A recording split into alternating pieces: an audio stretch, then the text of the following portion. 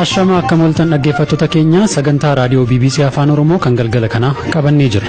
Dursee maal qabannee akka jirru gurra simbuusuuf mormiin magaalota lixa Oromiyaa keessatti gaggeeffamaa jiru itti fufee har'a magaalaa Ukee keessatti namni tokko ajjeefameera. Ganda lookoo jedhamtu irraati namni tokko du'ee jira. Namni tokko immoo madaa'ee fi amma kallaa fayyaa yaalamaa jira. Akkaataa filmaata dura taa'aa paartii adda waa'uu ilaalchisee yaada qondaalli paartichaa duraanii tokko kennanis qabannee jirra. አራት ድርጅቶች የውስጥ መስተጋብር ውጤት ነው የሚሆነው ፍለነውን ወለተ ድፈኛ አብሌ ሲያሳ መነመሪ አደ ዲሞክራታዋ ወራክሰው መቶተ ኢትዮጵያቲን ከሙርታውዳ ወደ አዱኛ ፊ መልኡ መርሳሌ ሐዋሳ አከሱመስ ገባሳሌ ብሮስ ቀብና አንገጡ ሙራቲን ወሊን ቱራ አኒ በከላቶ ማቲ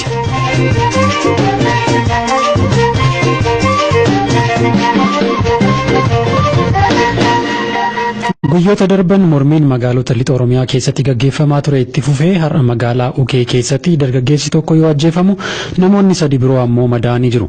Jiraataan magaalaa Ukee dubbifnee haala ture akkanaan nutti hime. Sadarkaa miidiyaatti hin beekamne malee har'atu hundaa'e kaleessa ganama kan jalqabe kan yeroo sana rukutame nama 3dha.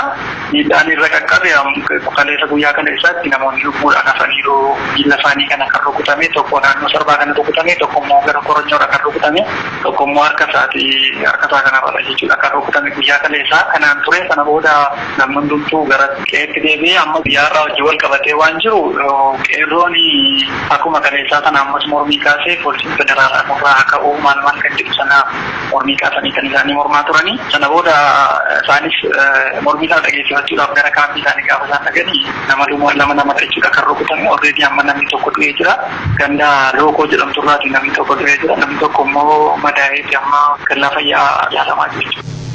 Humnoonni waraanaa dargaggootaa fi manguddoota osoo gargar hin baaseen mana cabsanii jiraattota reebaa fi hidhaa akka jiran jiraattonni magaalattii ni dubbatu. Dhimma kanarratti aangawoonni mootummaa naannoo sanii argannee dubbisuuf yaaliin goone nuuf hin milkoofne. Haa ta'u malee itti gaafatamaa waajjira dhaabbata Dimokiraatawaa Uummata Oromoo aanaa guutoo giddaa kan ta'an obbo Fikaaduu Gammadaa argannee haasofsiisnee turre. Rakkoon kun kan uumame har'a qofa osoo hin taane kaleessas rakkoon uumame ijoolleen akkuma iddoo adda addaati wantoonni adda addaa ka'anii yaada kaasanii rakkoon uumameera har'a ganama immoo ijoolleen magaalaa sana keessa jiran karaa cufamti biraayyuu karaa sana qaama nageenyaa magaalaa sana keessa jiru wajjin mari'atanii karaa iddoo sana jiru karaa kaleessa cufanii turan diiganii walii galamee ergi isaan galanii booda gandi tokko ollaa sana jirti ukkee magaalaa ollaa kan jirtu ganda lookooti dargaggoonni boobaa sirbaa dhufanii jedhameeti kan odeeffannoo kan nageenya nu hin deemne qaama nageenyaatti jirutu nuu kenne bobaatanii dhaqanii ijoolleen poolisii federaalaa achitti sirbaa dhaqanii isaan itti dagaa darbatanidha odeeffannoo qabnuuni kanaan gibbii isaan gidduutti uumameen namni tokko lubbuun isaa ba'eera namni ijoolleen 3 immoo madaa'aniiru ijoolleen 3 madaa'an sana dafnee ambulaansii erginee ambulaansii dhaqanii fidanii referaal hospitaalii naannoo soorgaa jirutti geessanii. Mee keessattuu amma galgala kana miseensonni raayyaa ittisa biyyaa manarra deemanii namoota rukutaa akka turan dhageen ture kan odeeffannoo quba qabdu. Ani kan hin jiru Naqamteedha naannoo sana kan jiru qaama nageenyaan achi jiru bulchiinsaaf nageenya achi jira poolisiin achi jira akka kootti waa'ee kana gaamammaatti wanti nageen jiru. Itti gaafatamaa waajjira dhaabbata Dimokiraatawaa Uummata Oromoo aanaa guutoo giddaa obbo Fikaaduu Gammadaa turan dhaggeeffattoota keenya aanaan guutoo giddaa aanaa magaalaa Ukee keessatti argamtudha. Habtaamuu Xibabuu ture kan haasofsiise.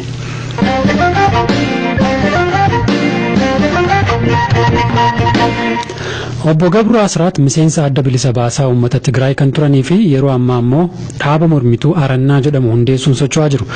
Akkaataa filmaata dura taa'aa paartii adda waa'uu fi ministeera muummee ilaalchisuun haasofsiisnee turre. አራት ድርጅቶች የውስጥ መስተጋብር ውጤት ነው የሚሆነው ፍለነውን ወለተ ድፈኛ አብሌ ሲያሳ መነመሪ አደ ዲሞክራታዋ ወራክሰው መቶተ ኢትዮጵያቲን ከሙርታውዳ ዋናም መረጅረን እንቤኩ አከከናን ዱረ ቤኩት ገሩ ነሞኒ ለማድርጉሚፍ ዲያቶ ቶኮ ኦቦ ደመቀ መኮንኒ ፊ ከለመታ ዶክተር አብይ አህመድ ተው ደንደው ኦቦ ደመቀን ኢቲ አናስቱረን ኢሳን ዮ ሃላን ቄቀመኒ ሂንደንዳን ጀደመመሌ ኢቲ አናቱ በከቡ ቀባ ዶክተር አብይ ሞ ሃል ሆገንቶተ ሚሴንሳ ፓርቲ ብልቹ ኬሰቲ ሂንበረምኔን ፈጎዳ ሙለቹን ጋፊው መታስ ኒ ዴቢስ ነጀቻ ጅራ akka adeemsa lakkoofsa adda dimokiraatawaa warraaqsa uummattoota Itoophiyaatti manni maree paartii biyya bulchu miseensota 180 paartilee afran irraa walitti babba'an ni qaba. Hundi isaanii sagalee walqixaa qabu. Paartiin kun xiqqaadha guddaadha wanti jedhu hin jiru. Kanaafuu dorgomaan tokko sagalee miseensota paartii lamaan alatti sagalee nama tokko yoo argate hin darba jechuudha. Akka yaada kootti paartiin uummattoota kibbaa bakka bu'uu fi kan naannoo Tigraay dorgomaa dhiyeessaa hin jiran. Dorgomtoonni dhaada'uus ta'e kan naannoo Amaaraarraa dhiyaatan sagalee jara kaadhimamaa hin dhiyeessine yoo hin argatin irra aanuu rakkatu.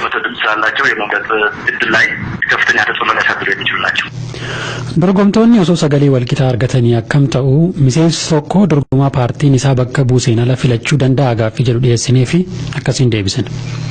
በተደጋጋሚ ይሄዳል እንጂ እኩል ድምጽ ካገኙ አይሆንም የሚቆም ይሆናል እንደገና ወደ irra deddeebiin ni taasifama malee sagalee walqixa yoo fidan ni dhaabata paartii isaanii keessatti mari'atanii filannootti deebi'u malee akkanaan filuun kan irra aanu hin jiraatu jechuudha akka adeemsaa yoo ta'e mana maree gidduu galeessaatu murteessa biyya bakka bu'anii waan jiraniif dirqama miseensa paartii isaaniif qofa sagalee kennuu qabdu wanti jedhu hin jiru haa ta'u malee rakkoon guddaa wanti gidduu galeessummaa dimokiraasii jedhu jira kun biyyattiin akka hin sochoone kan taasisedha sagalee kennuun yoo dhoksaan ta'uu baate wanti amma jedhe isaan qabuu danda'a. Haa ta'u malee yeroo baay'ee dhoksaa waan ta'eef namni tokko miseensa paartii isaa hin taane filuu danda'a. Adeemsi isaan kana dhowwuu hin jiru.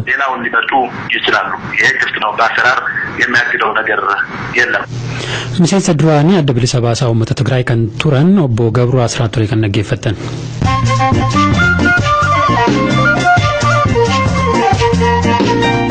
Kanatti aansuudhaan immoo dhaggeeffattoota keenya oduu addunyaa gaggabaabsinee isinitti himnaa dabareen kan Biraanuu Gammachuuti.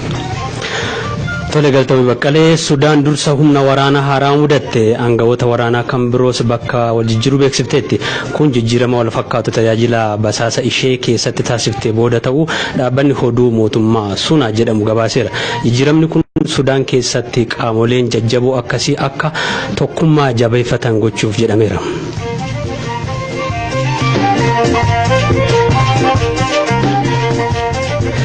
Paarlaamaan Afrikaa kibbaa murtee lafa warra adiin qabamee gurraachotaaf deebisuu bara dheeraaf lafarra harkifataa ture raggaasise. Kana raawwachuufis heera biyyattii fooyyessuu gaafatus deeggarsa paartii biyya bulchaa jiru kan Afrikaan Naashinaal Koongireensii fi pirezidaantii biyyattii Siriil Ramaphosa argateera. Zaaneela Lawaana itti aantuu pirezidaantii dhaabbata Black Forest Land First jedhamu akkas jetti. Our historical problem originates. Ka'umsi rakkoo kanaa waan bara 1652 keessa ta'edha. Qubattoonni warra adii dhufanii biyya keenya weeraran. Ergasiis sirni dimokiraasii lafa qabatee waggoota 23 boodas kun Afrikaa kibbaa keessatti uummanni gurraacha hedduun hiyyeessa. Kan hojii hin qabnee fi kan mana hin qabneedha. Unemployed and we still remain homeless. Ruwaandaan waldaalee amantaa 700 ta'an magaalaa guddittii biyyattii Kigaali keessatti argamu cufte. Aangawoonni Ruwaandaa waldaalee kana akka cufaniif sababii kan jedhanii ulaagaa ijaarsa barbaachisu kan hin guunnee fi sagalee jeequmsaa uumaniin ture jetti.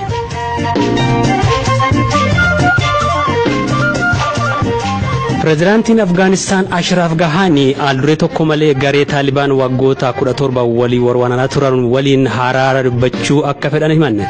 Haasawaan konfiraansii nageenyaa Kaabulitti qophaa'e irratti pirezidaantichi tarkaanfiiwwan akka waraana dhaabuu fi hidhamtoota hiikuu yaada dhiyeessaniiru. Mareen nagaa kanaan dura tures garuu Taalibaan haleellaa irraa hin ittifne. Ammas taanaan gareen kun afeerraa kanaa fi deebii hin kennine. Dubbi himaan Taalibaan akka BBCtti himetti waan gaggeessitoonni isaanii jedhan eegaa jiru. Dhaggeeffattoota keenya oduu galgala kanaaf qabnu xumurree jirra. Biraanuu Gammachuun an galateeffadha.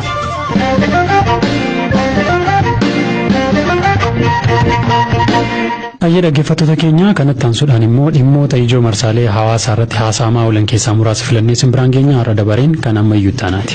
Miidiyaa hawaasummaa irratti wanti hedduu haasa'amaa jiru dhimma labsii yeroo muddama wal qabateedha. Hedduun isaanii keessumaa immoo lammiileen Itoophiyaa biyya hambaa jira kan immoo biyya Oromoo jiraatanii akkitti barreessan OPDO'n yookiin immoo dhaabni naannoo Oromiyaa bulchaa jiru labsii yeroo muddama kan gaafa jimaataa paarlaamaa wal ga'ee murteessuu irratti akka sagalee sana hin kennine yookiin immoo akka inni labsiin sun hafu akka taasisu kan isaan barreessaa jiranii wanta lama keessa akka filachuu qabudha. Tokko uummata Oromoodha. Isaan alatti immoo paartii biyya bulchaa jiru keessatti olaantummaa qaba jedhanii yaadan keessaa akka filan kan jedhu kan hedduun isaanii barreessaa jiran. Kanaan dura namoonni isaan bakka bu'anii paarlaamaa jiran irratti illee bilbilanii dhiibbaa akka geessanis duulli garaagaraa gaggeeffamaa ture. Eeyyeen duulli garaagaraa gaggeeffamaa ture. Nutis gama keenyaan hooggantoota yookiin immoo qondaaltota dhaabbata Dimokiraatawaa Uummata Oromoo bilbilaan argachuuf yaallee turre milkaa'uu hin dandeenye. Ejjennoon dhaabbata Dimokiraatawaa Uummata Oromoo dhimma labsii yeroo muddamaa irratti maal akka ta'e illee dhaabbata miidiyaa AFB'tti dubbatan alatti wanti addatti miidiyaa kanaaf dubbatan hin jiru. Dhimmi biraan miidiyaa hawaasummaa irratti ka'ee jiru kan gaazexaan riippoortar gabaasedhaanis guyyaa irraa magaalaa Gaambellaatti shofeeronni baajaajii oofan gibira nuti baay'atee jechuudhaan oofuu yookiin immoo tajaajila kennaa kan jiredha. Tole ammayyuu odeeffannoo nu biraan geesseef guddaa galatoom.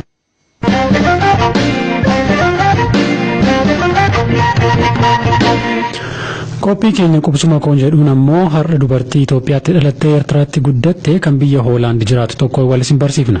Bal'atu bulbulaatu dhiyeessa.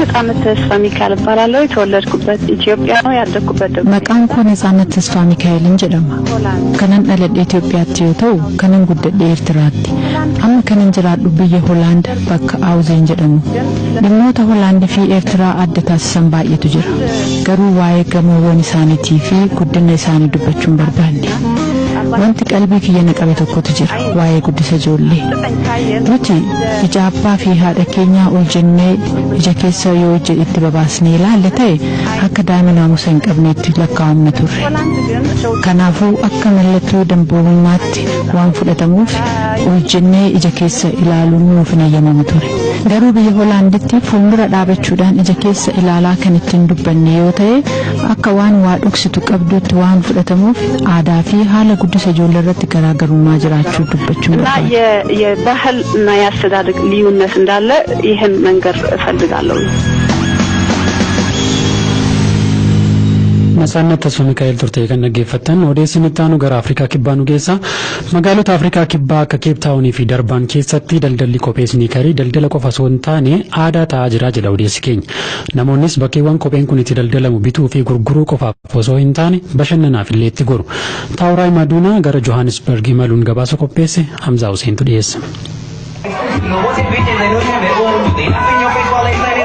As you can hear from the music blaring in the background. Akkuma dhageessan kun sirna muuziqaa fi faashinootaan miidhageen namoonni hedduun kophee haarawaa kaartooniin saamsamaa fi kan duraan dhimma itti ba'ames qabatanii deemu waliin imalu maaltu akka jiru wal gaafatu kaan kanan qaba sun immoo akkas jedhanii gammachuu waliif hiru kun bakkeewwan hundatti mul'ata.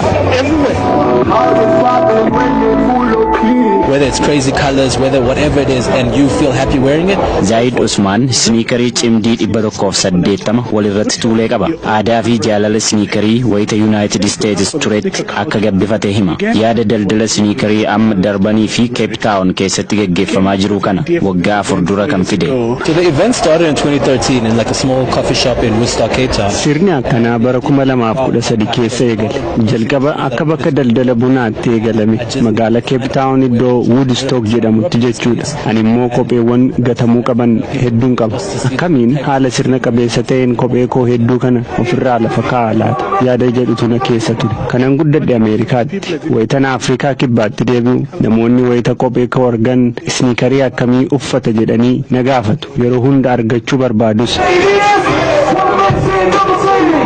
Irra jireessi dargaggeeyyii bakka kana jiranii kophee sniikarii babbareedoo kaawwatu kun immoo walitti daldaluu barbaadu kanneen biroon sirnichumatti bashannanuuf dhufanis jiru.